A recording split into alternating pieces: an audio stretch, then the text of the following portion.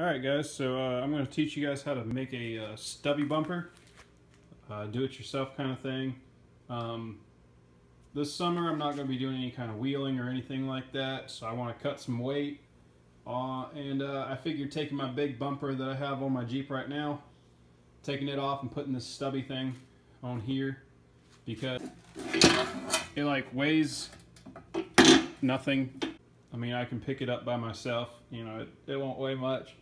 It'll weigh even less once I chop it up a little bit.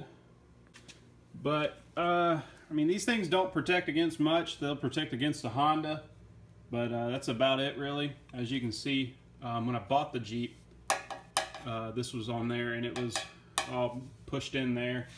Other side don't look too bad, but, you know, little spots in here. But anyways, it don't have to be perfect. It's just a little stubby bumper. I mean, I just took this bumper right off. I mean, I still have, there's only one jug on it.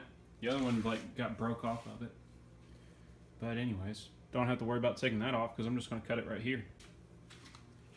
So what I did here, first off, was take my tape measure, and I measured 6.5 inches from the end of the metal bumper on both sides. Took my Sharpie, marked it, and I took my square here, straightened that line up, flipped it over, moved it back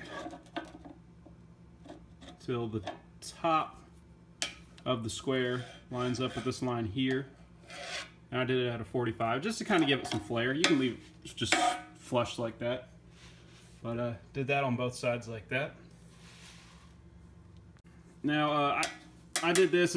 Some people say it gives you more approach. I'm not sure about that, but I mean, I thought it would just give it a little bit more lines, you know, a little something extra, not be so plain Jane. And make sure you use eye protection and clamp it down real good. I'm going to use a cutoff wheel. I prefer like a porta-band or a bandsaw or something like that. Maybe not a bandsaw, but a porta-band at least, instead of this cutting wheel. But that's kind of what I got to work with, so let's try this out.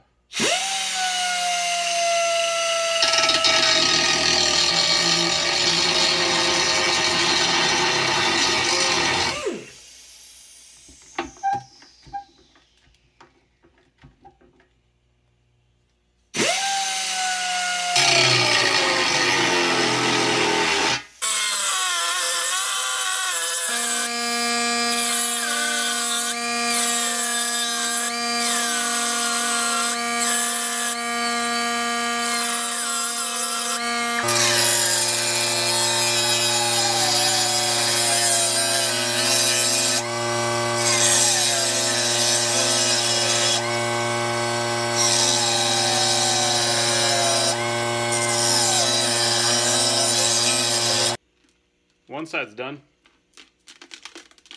Sounds like something's rattling around in there. And now side 2 is done. This is kind of what it looks like. Mine bent up right here just because that's where it got hit at. And that kind of messed up there. No big deal, I guess. And cut that end off. Also, this line was hard to keep straight as well with the that big old dent right there. Took and touched up the edges here with a angle grinder, and then came in with a file, cleaned that up as well. Missed a spot, but yeah. Now I'm going to take this Rust-Oleum bed truck coating stuff that I'd paint everything on that Jeep, and give it a light, or not a light coat. We'll give it a couple good coats on here.